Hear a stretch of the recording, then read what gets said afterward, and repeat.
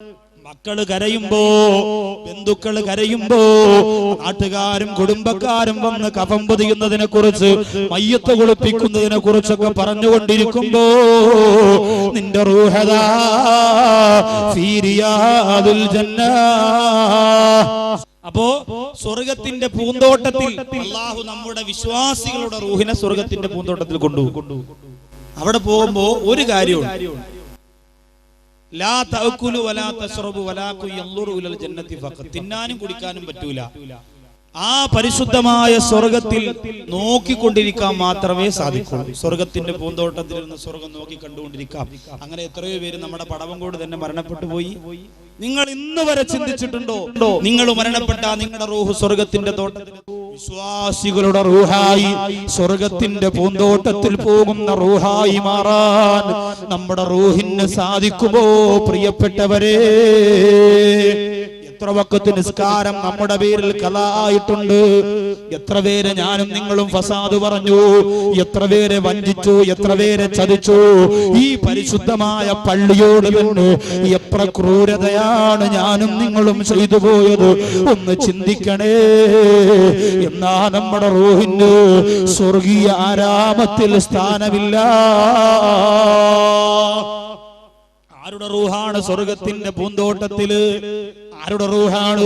ബഹുമാനപ്പെട്ട ശാഫി ഇമാമിനെ പോലെ, ഹനഫി ഇമാമിനെ പോലെ, അബൂ ഹാമിദുൽ ഗസാലി റഹിമഹുല്ലാഹിനെ പോലെ, സൈനുദ്ദീൻ മഖ്ദൂം തങ്ങളെ പോലെ എത്രയോ മൺമറഞ്ഞു പോയ മഹാനുഭാവന്മാരായ പ്രിയപ്പെട്ട സച്ചരിതരായ ആലിമീങ്ങൾ, ആരിഫീങ്ങൾ, ഔലിയാക്കന്മാര്, അല്ലാഹുവിനെ ഭയന്ന് ജീവിച്ചിരുന്നവര്, അവരൊക്കെ സ്വർഗത്തിന്റെ പൂന്തോട്ടത്തിലാകുമ്പോ ദുനിയാവിൽ പലിശ വാങ്ങിയിട്ട് കള്ളു കുടിച്ചിട്ട് തോന്നിയതുപോലെ ജീവിച്ചു കൊണ്ടിരിക്കുന്ന എന്റെയും നിങ്ങളുടെയും റൂഹിന്റെ അല്ലാഹുവിന്റെ സ്വർഗത്തിന്റെ തോട്ടത്തിൽ സ്ഥാനമുണ്ടോ? ചിന്തിച്ചേ മതിയാവുകയുള്ളൂ. ഈ രാത്രി മരണപ്പെട്ട ഈ രാത്രിയാണ് ഖാബിദുൽ അർവാഹ് അസ്റായീൽ വരുന്നതെങ്കിൽ എന്റെ പടവങ്കോടുള്ള പെങ്ങളെ, എന്തൊക്കെ കണക്കുകളാ അല്ലാഹുവിനോട് പറയാനുള്ളത്. എത്ര തെറ്റിന്റെ, എത്ര കുറ്റത്തിന്റെ, എത്ര മോശമായ പ്രവർത്തനത്തിന്റെ, എത്രയോ മ്ലേച്ഛമായ ചിന്തയുടെ പർവ്വത സമാനമായ കെട്ടുകൾ അടിച്ചിറക്കുമ്പോ അല്ലാഹുവിന്റെ സ്വർഗത്തിൽ കൊണ്ടുപോകുന്ന ഒരു നന്മ പോലും നിന്റെ ജീവിതത്തിൽ കാണൂല പെങ്ങള്. ഇതാണ് ജീവിതമെന്ന് പറഞ്ഞ് സുഖിച്ചുകൊണ്ട് സന്തോഷിച്ചുകൊണ്ട് ജീവിക്കുന്നവരെ, വഅനീബൂ ഇലാ റബ്ബികൂ വഅസ്ലിമൂ ലഹു. അല്ലാഹുവിലേക്ക് മടങ്ങി വന്നു. ഈ പാപം പൊറുക്കുന്ന ശഅബാനിലല്ലാതെ ഇനി എപ്പോഴാണ് എന്റെ സഹോദരങ്ങള് മടങ്ങി വരാൻ നിങ്ങൾക്ക് സാധിക്കുന്നത്? നിസ്കാരമില്ലാതെ പടവങ്കോട് പള്ളിയുടെ ചുറ്റും കറങ്ങി നടക്കുന്ന എന്റെ പ്രിയപ്പെട്ട ചെറുപ്പക്കാരാ, ഒരു കുപ്പി കള്ളിലാണ് നിന്റെ ജീവിതത്തിന്റെ സന്തോഷമെന്ന് കരുതിപ്പോയെങ്കിലും ഇല്ല മോനെ. 18-കാര്, 20-കാര്, 25-കാര് പള്ളിപ്പറമ്പിന്റെ അകത്ത് കൊണ്ടുപോയി മണ്ണ് വാരിയിട്ട് സങ്കടത്തോട് തിരിച്ചു വരാൻ പോലും കഴിയാതെ ഖബറിന്റെ അടുപ്പിരുന്ന് വിങ്ങിപ്പൊട്ടുന്ന കൂട്ടുകാരെ കണ്ടില്ലേ? ആരാണ് മോനെ നിനക്ക് വേണ്ടി മരണത്തിന് ശേഷം പ്രവർത്തിക്കാനുള്ളത്? ആരുണ്ടോ? തോളത്ത് കൈയിട്ടുകൊണ്ട് സിനിമയ്ക്ക് വന്നവരുണ്ടോ? നിന്റെ കൂടെ വന്ന് വ്യഭിചാരത്തിന് കൂട്ടുനിന്നവരുണ്ടോ? ചാപ്പിൽ പോയി കാത്തു നിൽക്കാ നിന്റെ കൂടെ വന്ന കൂട്ടുകാരുണ്ടോ?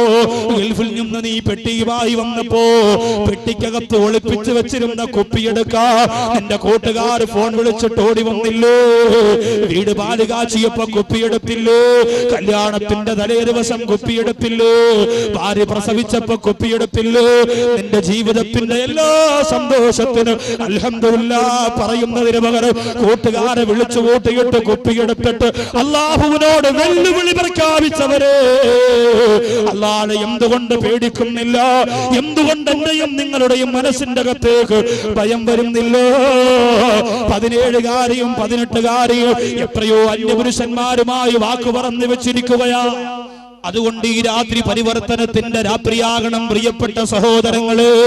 പടവങ്കോട് പള്ളിയുടെ മുറ്റത്ത് നൗഷാദ് ബാഖവി എന്ന് പറയുന്ന നിങ്ങളുടെ പ്രിയപ്പെട്ട സഹോദരൻ വാള് പറഞ്ഞിട്ട് ആറാട്ടുപുഴയിലേക്ക് നാളെ വാള് പറയാൻ വേണ്ടി യാത്ര തിരിക്കുമ്പോ എന്റെ പ്രിയപ്പെട്ട പെങ്ങളെ,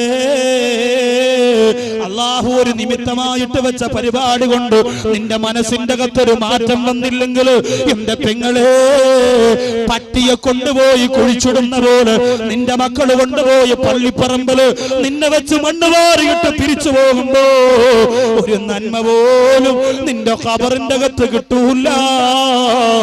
അല്ലാഹു കാത്ത് രക്ഷിക്കട്ടെ. അതുകൊണ്ട് അല്ലാഹു ഇഷ്ടപ്പെട്ടവരുടെ റൂഹായി മാറിയ ആര് കരഞ്ഞാലെന്തോ, എവിടെ അടക്കിയാലെന്തോ, വതകൂനു ഫീ റിയാദിൽ ജന്ന, സ്വർഗത്തിന്റെ പൂന്തോട്ടത്തിലായിരിക്കും നമ്മുടെ റൂഹിന്റെ സ്ഥലമെന്ന കാര്യം നമ്മൾ മറക്കണ്ട. നാലാമത്തെ റൂഹ് ആരുടേതാണെന്നറിയോ? അർവാഹുൽ ഉസാതി മിനൽ മുഅ്മിനീൻ, വിശ്വാസികളിൽ നിന്ന് തെറ്റ് ചെയ്യുന്നവരുടെ റൂഹാണ്. വിശ്വാസികളിൽ നിന്ന് തെറ്റ് ചെയ്യുന്നവരുടെ റൂഹാണ്. തിന്മ ചെയ്യുന്നവരുടെ റൂഹാണ്. ആഭാസത്തരങ്ങൾ കാണിച്ച് ജീവിക്കുന്നവരുടെ റൂഹാണ്. നിസ്കരിക്കാൻ പറഞ്ഞാ കേൾക്കൂല. 10 കൊല്ലമായി 9 കൊല്ലമായി ജാബിർ സഖാഫി ഉസ്താദ് പള്ളിയിൽ പ്രസംഗിക്കുന്നുണ്ട്, ക്ലാസ് നടത്തുന്നുണ്ട്, നസീഹത്ത് തരുന്നുണ്ട്. ഇന്ന് വരെ അത് സമാധാനത്തോടെ കേൾക്കാൻ നിങ്ങൾക്ക് കഴിഞ്ഞിട്ടുണ്ടോ? 9 വർഷമായി ഈ പരിശുദ്ധമായ പള്ളിക്കകത്ത് ഹദ്ദാദ് റാത്തീബ് ഓതുന്നുണ്ട്. അതെന്തെന്ന് ചോദിച്ചാ മറുപടി പറയാനുള്ള, അത് എന്താണെന്ന് ബോധമുള്ള എത്ര ചെറുപ്പക്കാരാണുള്ളത്? എന്റെ സഹോദരങ്ങള്, എനിക്ക് എന്റെ ഉസ്താദിനോട് പറയാനുള്ളത്, 9 കൊല്ലമൊക്കെ മതി ഉസ്താദ്, നന്നായില്ലെങ്കിൽ പടച്ചവന്റെ കയ്യിൽ ഏൽപ്പിച്ചിട്ട് ഇറങ്ങിപ്പോക്കോ. എത്രയോ നല്ല ആലിമീങ്ങളെ പ്രതീക്ഷിച്ചുകൊണ്ട് ഒരുപാട് പള്ളികൾ കാത്തിരിക്കുകയാണ്. ഞങ്ങൾക്കൊരു നല്ല ഉസ്താദിനെ കിട്ടിയിരുന്നെങ്കിൽ, നല്ലതുപോലെ പ്രസംഗിക്കുന്ന, നല്ലതുപോലെ ഖുർആൻ ഓതുന്ന, നല്ലതുപോലെ ക്ലാസ് നടത്തുന്ന ഒരു ഉസ്താദിനെ കിട്ടിയിരുന്നെങ്കിൽ കൊള്ളാമായിരുന്നു എന്ന് ആഗ്രഹിച്ചുകൊണ്ട് നൂറുകണക്കിന് കേരളത്തിന്റെ പള്ളികൾ കാത്തിരിക്കുമ്പോ നന്നാവാത്ത ജനതയ്ക്ക് വേണ്ടി 10 കൊല്ലത്തിൽ കൂടുതൽ ആർക്ക് വേണ്ടിയാണ് എന്റെ പ്രിയപ്പെട്ടവരെ പറയുന്നത്? ആകാശം ഇടിഞ്ഞു വീഴാൻ പോകുന്ന, ഭൂമി കുലുങ്ങിപ്പറിക്കാൻ പോകുന്ന, പർവ്വതങ്ങളെ പഞ്ഞിക്കെട്ടുകളെ പോലെ പാറിപ്പറക്കാൻ പോകുമ്പോ വീടിന്റെ അകത്തളത്തിരുന്നു കൊണ്ട് വിദേശ രാജ്യത്ത് കിടന്ന് എല്ലുമുറിയ പണിയെടുക്കുന്ന ഭർത്താവിന് വഞ്ചിച്ചുകൊണ്ട് ഫോണിലൂടെ അന്യമതത്തിൽപ്പെട്ടവരുമല്ലാത്തവരുമാര അന്യപുരുഷന്മാരായ കാമവെറിയന്മാരോട് പേക്കൂത്ത് സംസാരിക്കുന്ന എന്റെ പ്രിയപ്പെട്ട സഹോദരിമാര്, ഈ നാടിന്റെ ശാപമാണ്. ഈ ലോകം അവസാനിക്കുന്നതിന്റെ കാരണത്തിൽപ്പെട്ടതാണ്. അല്ലാഹു കാത്തുരക്ഷിക്കട്ടെ. അല്ലാഹു എനിക്കും നിങ്ങൾക്കും തന്നിട്ടുള്ള കോടാനു കോടി അനുഗ്രഹങ്ങൾ ഒരൽപ്പം പോലും മാറ്റിവെക്കാതെ റബ്ബ് ചോദിക്കുമ്പോ എന്തു മറുപടി കൊടുക്കും? പ്രിയപ്പെട്ടവര്, കണ്ണ് തന്ന അല്ലാഹു, കാത് തന്ന അല്ലാഹു, കൈകാലുകൾ തന്ന അല്ലാഹു, ഹൃദയം തന്ന അല്ലാഹു. എത്രയോ പേര് തളർന്നു കിടക്കുന്നുണ്ട്. എത്രയോ പേര് ജീവിതത്തിന് വേണ്ടി നെട്ടോട്ടമോടുന്നുണ്ട്. എത്രയോ പേര് കാഴ്ചയൊന്ന് കിട്ടാൻ വേണ്ടി പൊട്ടിക്കരയുന്നുണ്ട്. എത്രയോ പേര് ഹൃദയത്തിന്റെ ഓരോ ഇടിപ്പിനും ഓരോ ലക്ഷം രൂപ ഹോസ്പിറ്റലിനകത്ത് കെട്ടിവെക്കുന്നവരുണ്ട്. ഇതെല്ലാം ഒരു ചില്ലി കാശ് പോലും വാങ്ങാറ് വാരിക്കോരി എനിക്കും നിങ്ങൾക്കും തന്ന പടച്ചറപ്പിന് പുറം കാലുകൊണ്ട് വലിച്ചെറിഞ്ഞ് പടവങ്കോട് പള്ളിയുടെ പവിത്രമായ മിനാരത്തിലൂടെ ബാഗ് കേൾക്കുമ്പോ അതിന്റെ താഴത്തുള്ള പണയിലിരുന്ന് തെങ്ങും തോട്ടത്തിലിരുന്ന് കൂട്ടുകാരുമൊത്ത് വട്ടം കൂടി വെള്ളമടിക്കോ മനസ്സ് കാണിക്കുന്നവര് പിശാചിന്റെ മക്കളായി പോയോ തിരിച്ച് കേറി വരാ വലിയ കഷ്ടപ്പാടാണ് കേട്ടോ. നരകത്തിന്റെ ചിന്തകള് നിന്റെ മനോമുഖരത്തെ മലീമസമാക്കി കിടന്നോ പിന്നെ രക്ഷപ്പെടാ കഴിയില്ല പെങ്ങള്. അതുകൊണ്ട് നിസ്കാരത്തിന്റെ ചിന്ത വരാത്ത പെണ്ണ്, അള്ളാന്റെ ചിന്ത വരാത്ത പെണ്ണ്, ഹബീബിനെ മറന്നുപോയ പെണ്ണ്, ഖുർആൻ എടുത്തിട്ട് എത്ര ദിവസമായി പെങ്ങള്, ഖുർആൻ കൈകൊണ്ട് തൊട്ടിട്ട് എത്ര ദിവസമായി പെങ്ങള്. അങ്ങനെയുള്ള മനോമുഖരത്തിലൂടെ ജീവിച്ചു കൊണ്ടിരിക്കുന്നവര് അല്ലാഹുവിന്റെ അദാബ് വരുന്നതിന് മുമ്പ് പരിശുദ്ധ ശഅബാനിന്റെ ഈ രാത്രി പരിവർത്തനത്തിന്റെ പടപ്പാട്ട് പാടി അല്ലാഹുവിന്റെ പൊരുത്തത്തിലേക്ക് പറന്നുയരുന്ന യഥാർത്ഥ മുഖ്ലിസീങ്ങളായി മാറിക്കോ. അല്ലാഹു അതിന് നമ്മെ തിരഞ്ഞെടുക്കട്ടെ.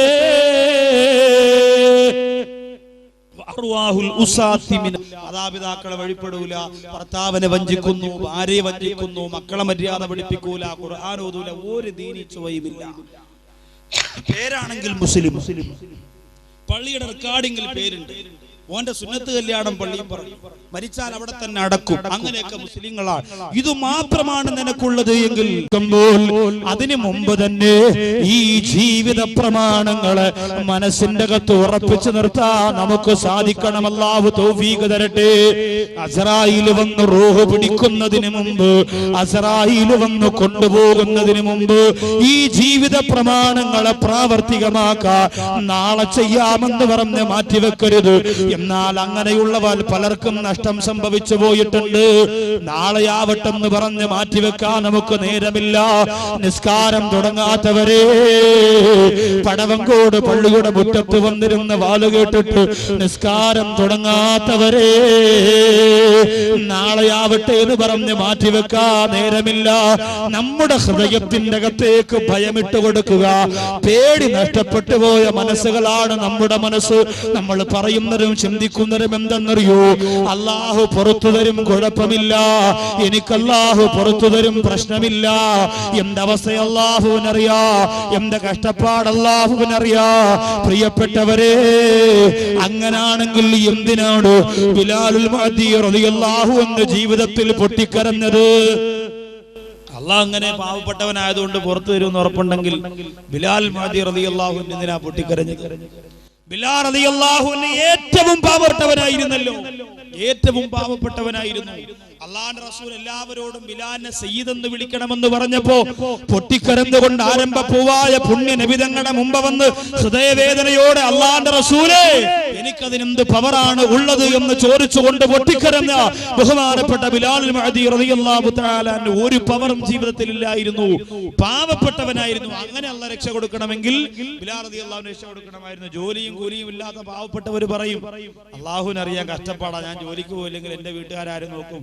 ഉസ്താദ്മാർക്ക് അങ്ങനെ പറഞ്ഞാൽ മതി, 3 നേരം ചാപ്പാട് കൊണ്ടുവരും, തേച്ച് മിനിക്ക് നടക്കാം, ഒന്നും അറിയണ്ട, അത്രയും പൂശി അടക്കാം, അവർക്ക് നിസ്കരിക്കാൻ വിളിച്ചാൽ മതി, നമ്മുടെ ജോലിയും കൂലി അവർക്കറിയോ എന്ന് പറഞ്ഞുകൊണ്ട് പറയുന്നവരെ അങ്ങനെ രക്ഷപ്പെടണമായിരുന്നെങ്കിൽ ബിലാൽ റളിയല്ലാഹു അൻഹു രക്ഷപ്പെടണമായിരുന്നു.